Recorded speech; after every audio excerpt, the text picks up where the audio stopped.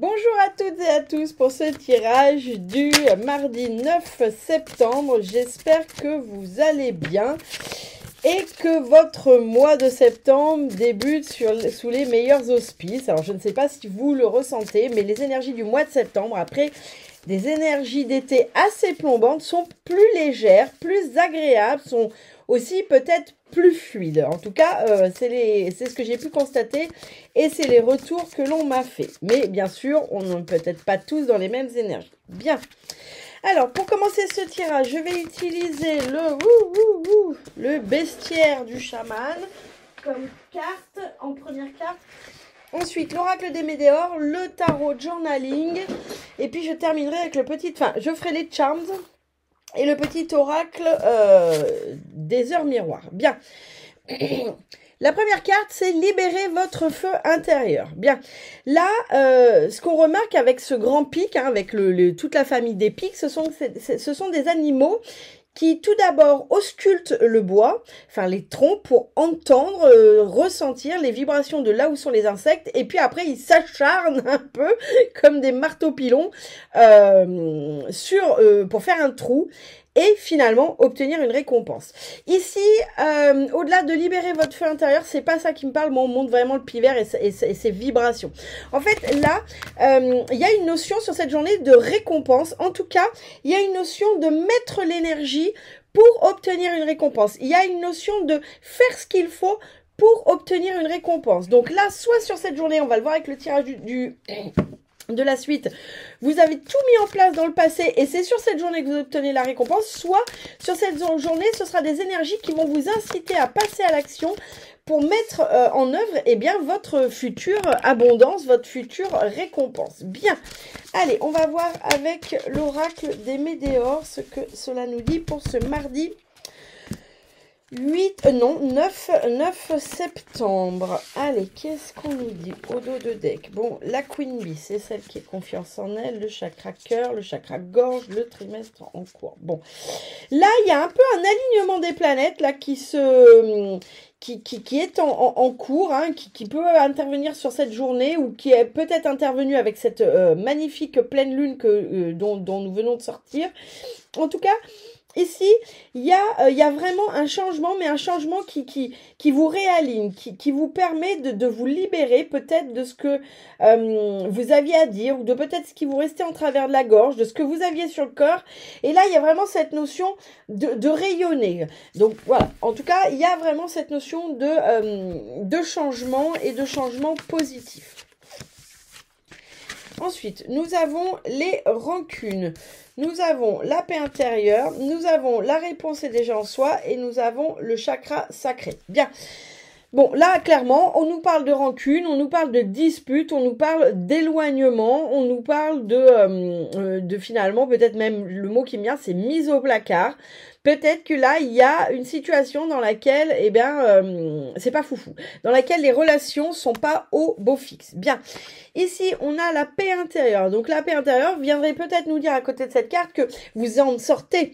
Et ça y est, vous retrouvez la paix intérieure. Peut-être que vous sortez d'une période de rancune, d'une période de dispute, peut-être d'une période d'éloignement. Et là, vous retrouvez votre paix intérieure suite à cette période et cette situation. Bien. Là, on nous parle de la clé qui est en soi, on nous parle aussi de la clé du destin, la clé de notre propre destin. Hein, ça nous renvoie toujours ici que l'on est maître de son destin. Alors, bien sûr, on peut pas tout avoir la main sur tout, mais on est maître de son destin parce que finalement, on est maître de ses choix. Hein, c'est ça. Donc là, il y a une notion de choisir et de choisir de vivre son destin, de choisir de devenir maître de son destin. Bien. Le chakra sacré, alors le chakra sacré, c'est tout ce qui nous renvoie à la place que l'on se donne dans le monde. Hein. Qui suis-je, que veux-je être, que veux-je devenir, etc., etc. D'accord? En tout cas, ici, on nous montre le soleil, on nous montre le chemin qui est nimbé de soleil. Bon, on verra avec la deuxième lecture et la troisième lecture ce que ça nous dit de plus. En tout cas, sur ce chakra sacré, il y a l'idée, avec cette carte, de trouver sa place, d'avoir trouvé sa place. D'accord? Moi, j'ai pas la notion, là, avec le reste du tirage, j'ai pas la notion que vous vous posiez encore la question. Alors, c'est possible, hein, c'est un général, que vous soyez encore en train de vous poser la question. Mais si vous vous la posez encore, vous êtes en passe de trouver la réponse, d'accord? De trouver où est votre place. Bien. Allez, le mardi 9 septembre. Le mardi 9 septembre. Au dos de deck, on a le 10 d'épée. Ouais, le 10 d'épée, c'est toucher le fond avant de rebondir. Hein. Ouais, c'est pas foufou. Enfin, si, c'est foufou parce que le 10 d'épée, c'est justement... Ça peut être le truc qui nous chamboule, ça peut être le truc où on se dit « Ah, mais c'est pas possible, je les accumule. Non, mais on m'en veut. » Vous voyez, c'est le truc qui fait que la goutte d'eau fait déborder le vase. Mais il n'empêche que ce truc qui fait déborder le vase, qui un peu vient vous achever, eh bien, c'est finalement ce que vous pouviez espérer mieux, parce que c'est de cet événement que va rebondir et que va se transformer la situation. Bien, alors derrière, on a la tour. Bon, alors... J'espère que c'était sur ce week-end ou sur ce lundi, parce qu'entre les 10 d'épée et la tour, là, on nous annonce là très prochainement que tout va s'effondrer, hein, que tout va tomber, que c'est un peu la remise à zéro, c'est le reset. Hein. La tour, c'est toujours perçu négativement, mais un peu comme le 10 d'épée, c'est-à-dire que c'est des événements qui mettent tout à bas, c'est des événements qui peuvent venir nous toucher, nous chambouler, on peut avoir l'impression de tout perdre, et pourtant, c'est ce qui peut nous arriver de mieux, d'accord? Là, dans ces circonstances de ce tirage, c'est ce qui peut vous arriver de mieux, parce que c'est de ces deux cartes que va renaître, eh bien, l'étoile et le 5 de coupe, le roi de denier. Bon, bah, vous voyez, l'étoile... L'étoile, c'est vraiment la foi, c'est la croyance universelle, c'est l'idée que on sait au fond de soi que tout est possible, vous voyez. Le 5 de coupe, c'est notre côté magnanime, c'est notre côté finalement juste, c'est notre côté aussi où on se dit, il n'y a pas besoin d'anticiper, les choses viennent quand elles viennent. Vous voyez, c'est ce côté un peu sage, le 5 de coupe, de sage, mais... de sage dans le moment présent, c'est-à-dire comprendre que ça sert à rien d'anticiper les problèmes, parce que vous là vous êtes dedans, mais ça sert à rien d'anticiper tous les problèmes, voyez un jour après l'autre. Ça pourrait être ça l'expression du 5 de coupe, un jour après l'autre. Et puis enfin derrière on a le roi de denier, donc le roi de denier, bah, c'est la stabilité financière, c'est la stabilité matérielle, c'est la stabilité dans votre vie matérielle, d'accord? Mais la vie matérielle, ça peut être la maison, c'est pas forcément que l'argent. Hein. En tout cas, c'est la stabilité, c'est la force, c'est la puissance. Donc là, vraiment, vous voyez, tout ce qui peut vous arriver, qui peut être vraiment déstabilisant, dites-vous que c'est pour vous permettre de mieux renaître. Bien, ça, c'était le dos de deck. Bien, sur cette notion de rancune, d'éloignement, de dispute, voilà, de on s'en veut, de mise au placard, de choses comme ça, quelqu'un qui nous ghoste un peu, ça peut être ça aussi, on a le roi de coupe. Le roi de coupe, alors, la coupe, c'est toujours l'émotion. Le roi de coupe, c'est toujours une forme de stabilité, une forme de puissance, de force. Là, ces deux cartes réunies vont venir nous dire que face à cette situation, finalement, vous savez gérer. J'ai l'impression que là où avant vous auriez été débordé d'émotions, eh bien là, vous savez gérer, vous avez compris comment gérer. Et finalement, je dirais que face à cette situation, le mot qui me vient, c'est vous en prenez un peu votre parti. C'est-à-dire qu'en gros, voilà. Ça vous touche, mais finalement pas tant que ça. D'accord? C'est comme si vous aviez compris l'utilité de cette dispute, l'utilité de cet éloignement, l'utilité de tout ça.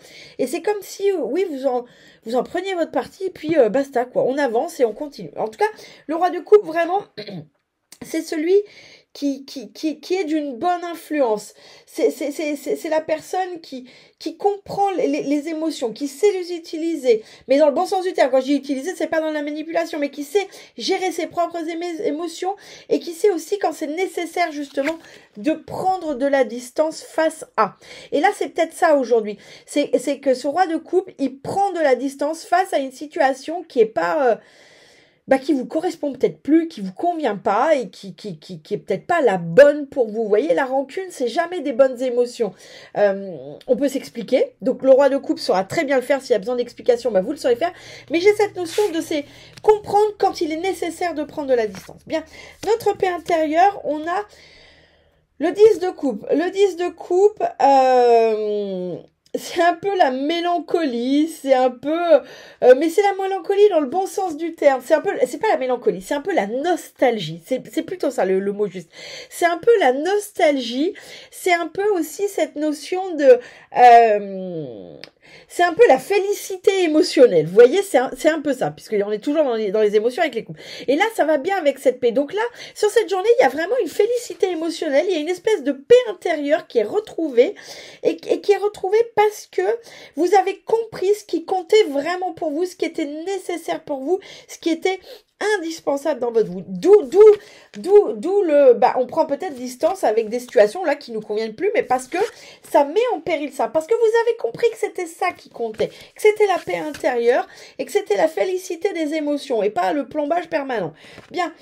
Avec la notion ici de reprendre le pouvoir sur son propre destin, comprendre que finalement on a son destin entre ses mains, pas par les événements qui nous arrivent, mais par les choix que l'on fait face à ces événements. Bien. Et derrière on a le cavalier de bâton. Le cavalier de bâton, c'est le bâton, c'est toujours l'action. Le cavalier, c'est celui qui fonce envers et contre tout. C'est un peu c'est un peu la fougue de la jeunesse, d'accord? C'est un peu les actions parfois irraisonnées,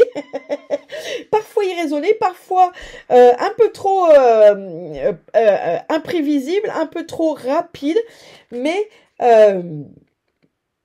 avec ces deux cartes réunies, là il y a cette notion de passer à l'action, de comprendre, ça y est, vraiment, là, le cavalier de bâton, il vient donner l'impulsion. Peut-être que vous étiez un peu en stand-by, que vous aviez du mal à bouger, que les choses vous paraissaient figées, que vous procrastiniez, eh bien le cavalier de bâton, il va venir bousculer tout ça, et il va vous donner cette impulsion sur cette journée, pour prendre les choses en main, pour avancer, pour faire des choix, pour vous guider finalement. Donc une très bonne carte, ce cavalier de bâton, avec cette carte qui est finalement reprendre les clés de son destin. Et là vraiment, vous serez dans une impulsion de prendre des décisions, de faire des choix, d'avancer. Bien.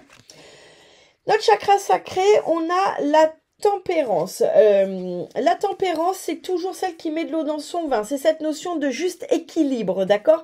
La tempérance, elle est toujours en train de réfléchir à comment être dans le juste équilibre. Ça peut être aussi face à des situations tumultueuses. Ça peut être des décisions qui sont prises, mais toujours avec tempérance, c'est-à-dire avec parcimonie. Jamais des décisions extrêmes. Bien. Alors, que veulent nous dire ces cartes? Bon, là, j'ai un sentiment. On m'arrête pas de me montrer le soleil. Donc, on va partir sur cette notion de soleil parce que c'est vraiment ce qu'on montre. Donc là, il y a une notion de réussite, il y a une notion d'accomplissement. C'est le mot qu'on me donne. Il y a une notion d'accomplissement. Mais il y a une notion d'accomplissement parce que enfin, vous avez trouvé votre place. Enfin, vous avez trouvé votre place. Et le fait de trouver votre place vous sort de ces deux extrêmes.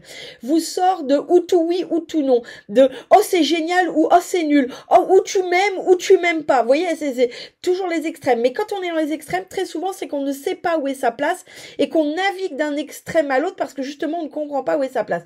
Et là, avec cette notion de chakra sacré et moi, la notion qu'on me montre le soleil et qu'il y a une forme d'épanouissement et la tempérance, c'est parce que vous avez enfin trouvé votre place, que vous êtes capable de parcimonie dans votre vie, que vous êtes capable, eh bien, de faire avec les choses avec justesse en cessant de passer d'un extrême à l'autre, ce qui est très épuisant pour vous, mais aussi pour tout le monde. Bien. Allez, hop. Bon, hop. Alors, on a toujours un peu les mêmes cartes dans les petits breloques change. Donc là, sur notre première colonne, avec la rancune et le roi de coupe, on a la protection. Donc dites-vous que sur la décision que vous êtes en train de prendre ou sur la direction que vous êtes en train de prendre, en fonction de comment vous vous positionnez, vous êtes protégé. Et vous êtes protégé et puis on a le billet. Donc là, il y a une notion de sortir, peut-être que la situation de dispute, de rancune, une personne qui vous correspond plus et dont vous vous éloignez, il y a cette notion que peut-être ça vous bloquait matériellement. Hein, peut-être qu'il y avait cette notion où dans la matérialité, ça vous bloquait. Et là, le fait de finalement prendre ses distances, de comprendre que on peut pas rester toute sa vie avec des personnes ou de s'éloigner même d'une situation. Hein. Là, je parle des personnes parce qu'on a la rancune, mais en réalité, ça peut être d'une situation professionnelle, sentimentale, familiale, peu importe, verrez. Et bien finalement, c'est comme si ça venait libérer quelque chose, mais dans votre vie matérielle, d'accord, dans la vie humaine. on n'a rien sur la deuxième colonne. Sur la troisième colonne, on en a pas mal. On a 3 breloques. On a donc sur la troisième colonne, c'est les réponses et c'est le fait de mettre en place, de reprendre son destin en main en prenant des décisions. On a c'est pas le mât, c'est le gouvernail. On a l'union et on a le yin et le yang. Bien. Alors, sur cette notion, puisque là, le mât, je l'ai sur la clé du destin. Donc là, la clé du destin plus ça nous indique que sur cette journée, il va y avoir une nouvelle direction qui va être prise. Alors sur cette journée ou sur les jours à venir ou passés, hein, c'est en général, évidemment. Si vous voulez une prestation personnalisée, je vous invite à visiter le site mtoi.eu et vous trouverez toutes les prestations qu'il vous faut. Mais là, en tout cas, ça nous dit que sur cette journée, il y a une nouvelle direction qui se prend. Il y a de nouveaux horizons qui s'offrent à vous, hein, comme finalement le navigateur qui passe un cap et le paysage change, les océans changent, les conditions changent, etc., etc. Donc là, on a vraiment un changement de cap, on a vraiment un changement de direction, on a de nouvelles aussi opportunités, qui s'offrent à vous. Bien, sur notre cavalier de bâton, qui est celui qui part un peu à l'aventure, qui est celui qui fonce un peu envers et contre tout, eh bien, on a le yin et le yang, donc une forme de tempérance, hein, le yin et le yang, c'est aussi que les choses sont jamais ou toutes blanches ou toutes noires, mais elles sont un peu des deux, elles peuvent être grises, voilà, donc c'est cette forme de tempérance, et puis on a l'union. Donc déjà avec ce cavalier de bâton, pour certains et certaines d'entre vous, peut-être attention à ne pas prendre trop de décisions, je dirais, irréfléchies, attention à peut-être apporter une forme de nuance dans votre prise de décision, parce que voilà, c'est ce que vient nous dire ce yin et ce yang avec ce cavalier de bâton, et puis derrière, on a l'anneau. Donc là, c'est peut-être cette prise de décision à prendre de façon réfléchie et avec parcimonie. Elle est sur un contrat, d'accord? Soit sur un contrat avec un client, soit sur un contrat de vente, soit sur un contrat sentimental, hein, Pax, mariage.